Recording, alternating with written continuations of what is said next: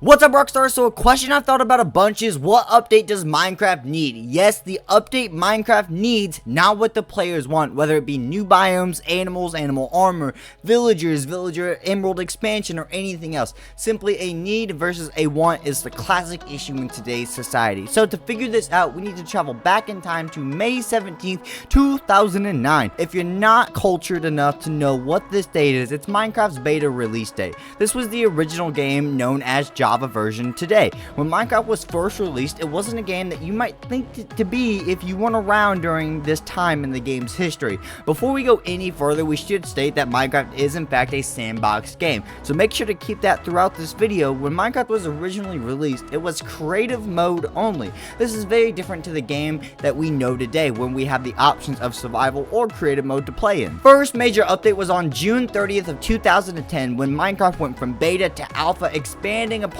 the already created game. From this point, we obviously have not reached the game's first full release. Alpha started the game's consistent updates, coming out with new items, blocks, mobs, the water flow, and most importantly, survival mode. At the time, Person was Minecraft's lead creative and graphic designer. Survival was the complete opposite to creative mode, well, quite obviously. At the time, Person quit his current job to continue full-time on Minecraft, which allowed for more constant updates to start coming out. So between all the new updates in survival mode, it was massively game-changing. If we fast forward to December 11th, 2010, Person announces that the Minecraft is going to continue to be free while the game's bugs are fixed. This is actually extremely important, but why? This is the game's last segment of the game history to be free before a full release coming the next year on November 18th, 2011. This means that from May 17th, 2009 all the way to November 17th, 2011, a full 2.5 years, people are getting invested into a simple, blocky sandbox game.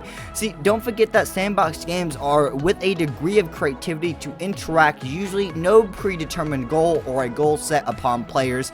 They usually set the goals upon themselves in the game. Sounds like Minecraft, alright, for sure. Plus, when you think about Minecraft, it lets you do anything you want. You could build, survive, combat with players, and play mini games online, and mod the game. Mods have been a part of this game since its beginning. Seems like a fun game once you get into it, doesn't it? Now, over to the course of development, several new employees are hired throughout Mojang, making it time to release the full game of Minecraft on November 18th, 2011, like we stated before. We come to the end of the game's first year as a fully released game on December 1st, 2011, where we find out that Person is no longer Minecraft's lead creative graphic designer. He is replaced by Jens Bergenston, aka Jeb. So what does this all mean? Well, for Person, he was the very basics of the game as we know it today, but to understand everything he did before leaving, we need to look at November 24th, 2011, the release of the Adventure Update 1.0.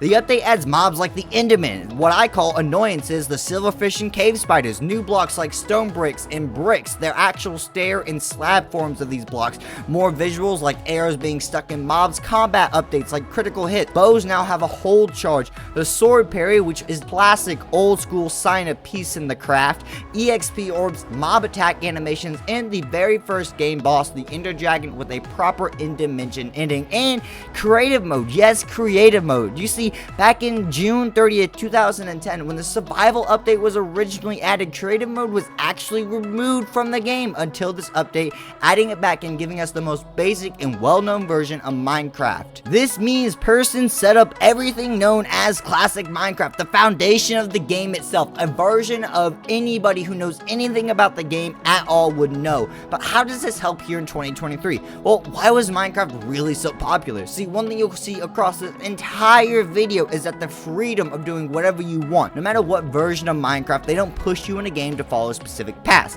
And being able to generate new randomized worlds was a massive help. We all have classic mobs in the game, in-game boss, the multiplayer servers, so what were the next steps to keep it growing? Well, first, don't forget that Minecraft mods have been here from the start, so allowing the game to be modded with a huge overtime, and it still affects the game today. Outside of mods, on October 25th, 2012, we reached version 1.4, or otherwise known as the Pretty Scary Update. By the way, before we go any further, if you guys are enjoying, hit that like, comment, and subscribe button down below. It tells me you guys are enjoying it, tells YouTube that, and help us reach our goal of 5,000 subscribers. Now, the Scary Update added more to the game that would change it forever in ways that I don't think quite anyone expected. Starting with the basics, that we have new mob and mob variants like witches, zombie villagers, wither skeletons, items, and a new boss, Wither boss, thanks to placeable heads. New mobs are neat and alright, but how does this help with everything overall? Well, between new mobs and new mob types, new questions about the game can be asked itself. They're also adding harder challenges for players, but more importantly, they're adding the potential for lore. Well, not lore, more lore possibility. You see, an easy way to keep gamers or just people invested into anything basically is to keep them curious. Human curiosity, let alone, is so extremely powerful. And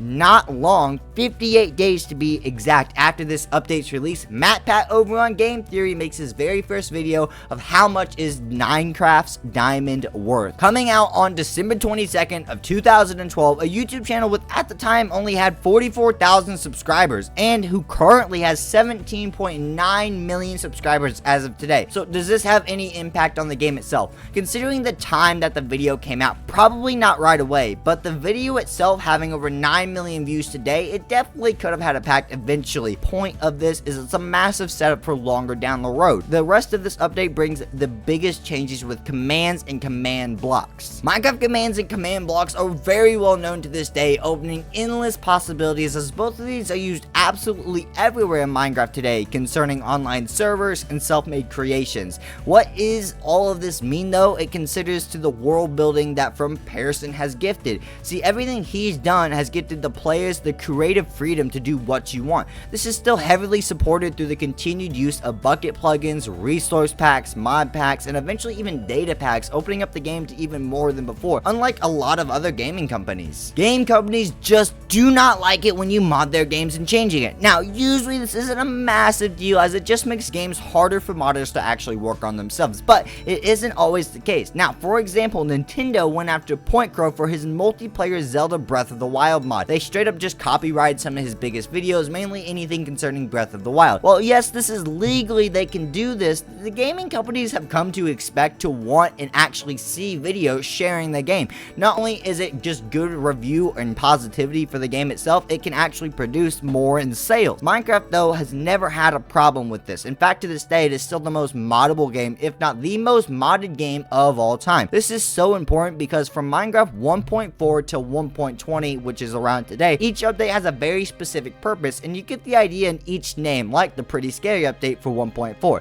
As we go through these updates, you'll notice over some time some more conflicting emotions with the game that start to come up after 1.4. The updates for 1.5 was Redstone, a massive update to Minecraft possibilities. 1.6 was the horse update, which, you know, we're still looking for more for horses today. But then we get into Minecraft 1.7, the update that changed the world. No, quite literally, it changes the world for all of Craft players and changed, well, the world of Minecraft itself quite literally changes. Halfway through the Minecraft 1.7 update line, after 1.7.4 comes out, Microsoft has officially bought Minecraft. So from this point forward, we will be dealing with how Microsoft will be running the game. Well, 1.7's update was already a major cosmetic and somewhat world building, but not really, mainly just new biomes, particles, wood types, and cosmetic blocks. This is actually great at the time. As you see something like this, we can discuss it later, that many things over Minecraft add to the game that isn't much lore involved or actual additions to the game. So make sure you keep that in mind.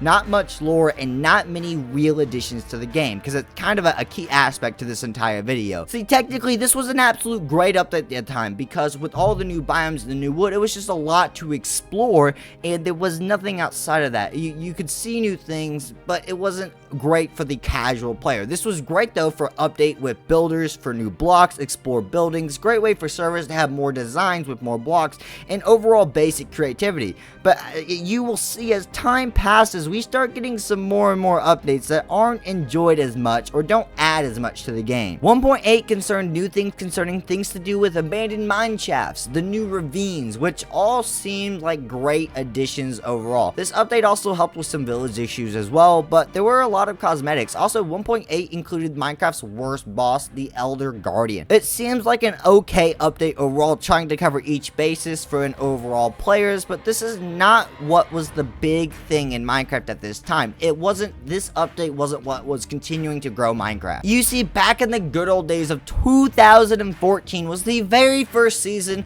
of How to Minecraft that had started. It was one of the biggest and well-known Minecraft SMPs over the years, outside outside of the Dream SMP. And technically, if currently, I would say that in terms of what they mean and how they stood in their times during their own times in history of the game, they're pretty much equal. See, How to Minecraft would sped from 2014 all the way to 2019 with a total of 6 different seasons. This was a massive in the days that it was live, each season being different compared to the last, exploring the entire world of Minecraft. This would be a massive help considering after 1.8 was 1.9, the combat update, which was one of the most hated updates of all time. This update is still hated by many to this day, but isn't the most hated, and we will get to which one is. Minecraft 1.9 combat update, people just didn't like. Shields were kinda cool, but the main difference between these updates was just how the weapon swings worked. See, before 1.9, the axe was kind of a joke of a weapon. People like Jerome ASF named it Betty, making it a meme to their YouTube channel, because before 1.9, the game wasn't designed to have that weapon as a weapon of combat.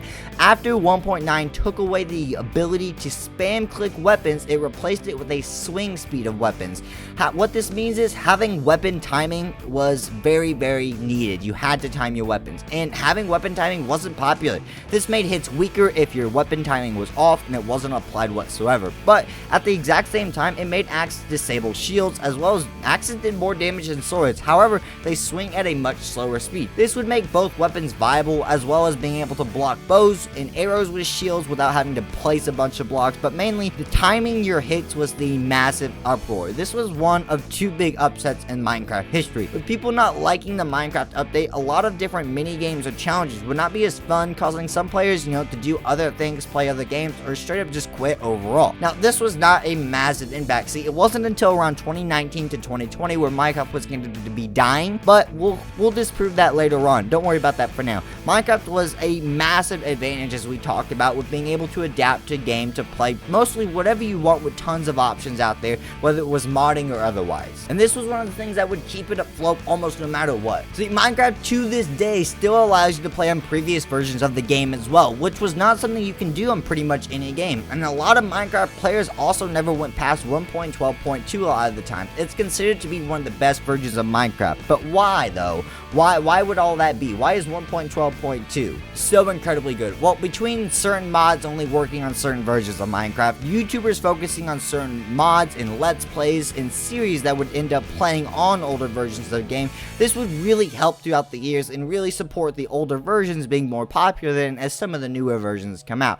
As we continue through updates, while 1.9 focused on combat more and more, we focused on cosmetic items as we continue through. While 1.10 had small updates to current aggressive mobs, it mainly added more blocks, biomes, and had more mobs to things like snowy biomes.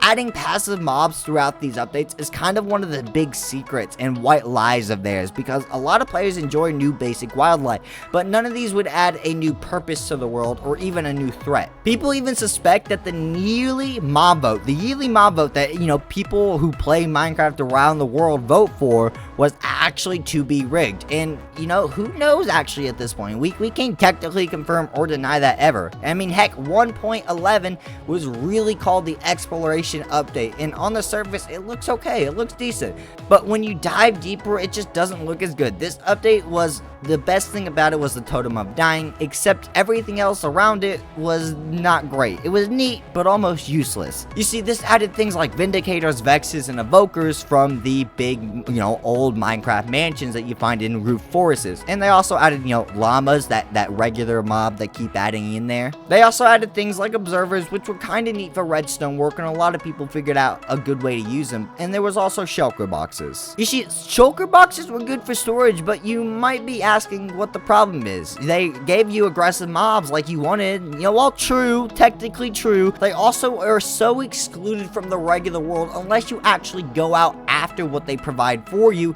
specifically, and if you don't, they won't ever be a problem for you or ever in your way, and you don't need to go out for any of these things. The old mansion for the Evoker is so rare, I would rather hunt a shiny Pokemon. I'm not even joking. And that's a 1 in 8,400 chance, basically. Like 8,250. I don't remember the exact numbers. I spent a literal solid 3 hours for myself looking for a old mansion in a video, and I never found it. And plus, in this series, I could fly, which was kind of ridiculous. I literally had to stop so I could make a video that would actually have content in it. But moving on to 1.12, we have an update that was completely concerning blocks and cosmetics. With this update, this is what they brought you, and we'll read the description. A fresh take on all colored blocks in Minecraft for wool, sheep, shulker boxes, banners, and introduce glazed terracotta, colored beds, colored concrete. Okay, maybe they just focused on it for one update, right? That was clearly a cosmetic update. There was nothing in there that concerned anything but how things looked in the game and new blocks to look at. Yet, see, when we come to 1.13, it comes to be described as specifically new blocks such as blue ice coral, conduits, kelp, sea pickles, stripped logs, wood, and turtle eggs were added, as well as new items such as buried treasure, exploration maps, debug sticks, which I think is just coding, buckets of fish, hearts of the sea,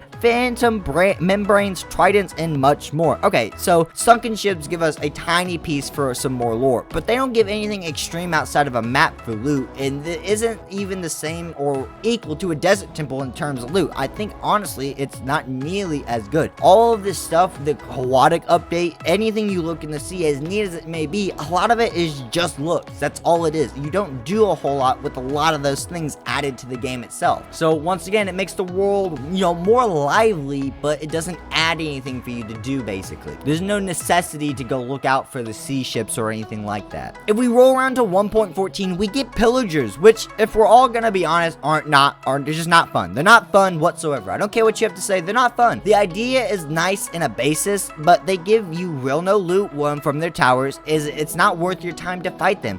When you defend a village from them, you can get a village trade reduction or boost, or however you want to technically define that. But there are definitely a lot of players who don't use villager trades. I didn't really use them until doing YouTube because, well, it's more content for YouTube. So an enemy that doesn't provide much loot can spawn in every biome, but I still personally almost never see. And outside of crossbows being a little neat, but still not really used to this day, it wasn't worth much. So we also could continue to talk about 115, which was the B update, but I feel that this one's pretty clear standing on what it does and doesn't give. Now we reach 1.16, released in the year 2020, is the most controversial update to ever exist. Before we go over the reasons why it upset so many people, let's do a quick review of the update. You see, this was the Nether update, adding more mobs in the Nether, trading with piglins, netherite armor, nether biomes, and way more. You see, the only content of the update itself is actually pretty good when you look at it. The content for the update is great, except one major flaw. The only way to get lore in Minecraft is by adding new mobs like piglins. That's a consistent problem we have. On top of that, 1.16 becomes so problematic because this update completely changed the game of speedrunning for this game. With the addition of piglin training, it completely changed it. It also,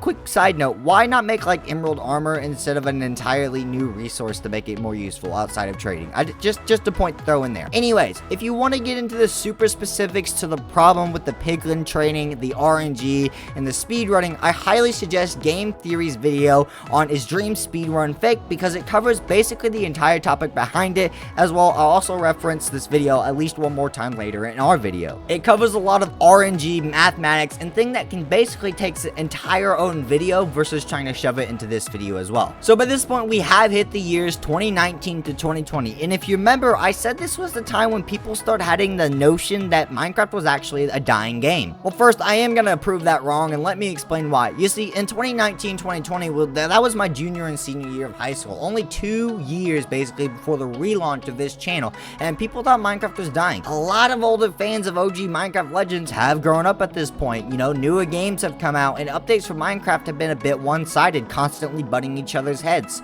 So even with things like 1.16 or 1.9 being so upsetting, the fact that you didn't have to play those versions, we had mod packs, we had data packs, speedrunning, and all new SMPs like Dream SMP starting up this year were all massive saviors to the game to keep the game floating. And yes, floating, not growing, floating, because in 2019 was the very first year since its release with a dip of Minecraft's monthly players. Okay, so in 2019 we had a massive dip in players. I suspect that had a lot to do with the updates coming out, and a lot of people were growing up and out of the game at the time. So let's look at some numbers. In June of 2016, Minecraft had a total of 40 million monthly players, which just continues to grow. In 2017 of February, Minecraft had 55 million players. By 2018 of January, with 74 million monthly players, and 2018 of October, so that same year, we were at 91 million players. Well, it certainly seems to be true that Minecraft kept growing, but what happened? Did it? Why did 2019 fall? So in 2019, yes, Minecraft, October 2019, only had actually 68 million monthly players. See, that's 23 million less players than October of 2018. So was this the fall of Minecraft? Well, actually no, and why wasn't it? Well, outside of some people growing up, and that's one of the reasons a majority of the gamers are starting to leave, because it was almost a third of players back in the day. At the end of 2019 and the start of 2020, what happened that is still affecting all of the world and mainly the US today? If you were able to guess COVID-19, that is absolutely correct. Usually, locking people inside consuming online content led specifically to delay in movies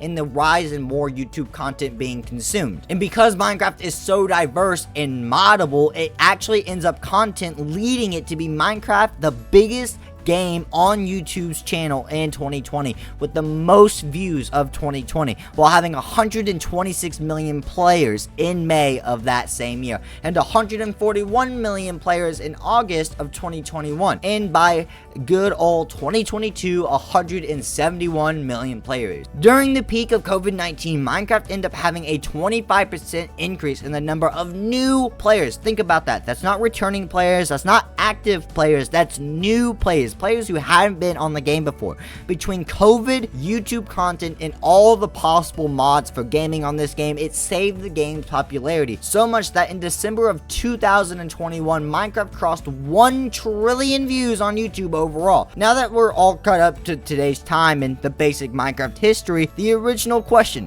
what update does Minecraft actually need? Well, history tells me that we need more lore, we need more world building, we need more origins of what happens in the game. And another piece of evidence itself is that MatPat says this in his Dream speedrunning video. So really satisfying to click, and I cover a lot of Minecraft lore. In fact, I've probably put more lore into this game than Mojang has. You see, MatPat himself admits that he's probably made more lore about Minecraft than the actual game Minecraft has. MatPat alone has 34 videos on Game Theory covering Minecraft, and absolutely has definitely made more lore than the game itself by that standard alone. See, adding some more lore, which would not have to affect with the sandbox thing, would be really easy. Adding things like events or new mobs or certain items that connect, that would, build both the sandbox possibilities and the possible story connections of the game. Not sure what to do? Well, here you go. Build off what you already have at the end of the game. You have an entire end screen of dialogue just to remind you that there's still something in the background. So don't screw up the basics of the sandbox, and that's all you really have to do. Build off mods, trying to add things like wolf armor that in reality should already be in the game. Oh hell, you know what? MatPat's 34 videos talking about possible Minecraft lore and origins. Take some details, inspire, and get some inspiration from there. See, audiences love when you listen to them. Proof of that, first proof, Sonic the Hedgehog movie. Absolute trash at first release on that trailer. Yet audiences complain, the studios listened and they got it right. And if we dive more into video games instead of film theory to talk about type things, MatPat has stated himself that throughout the entire FNAF lore timeline, it's more exciting when actual news is right by theorists, because it means they've worked for it, they confirmed it, and they want to see how you expand on that, make that story so entirely juicy with details and whatnot to confirm what they've stated or think or tried to guess about your game. It's more for your game. It's absolutely fantastic, and this overall is what I believe, that we need more lore, we need more storytelling, and we need more origins. And you don't have to ruin the sandbox Minecraft version of the game at all by doing it. So let me know what you guys think in the comments down below. While you're down there, hit that subscribe button and that like button. Lets me know you guys enjoy the content. Help us reach our goal of 5,000 subscribers. And I'll see y'all next time, Rockstars. Peace.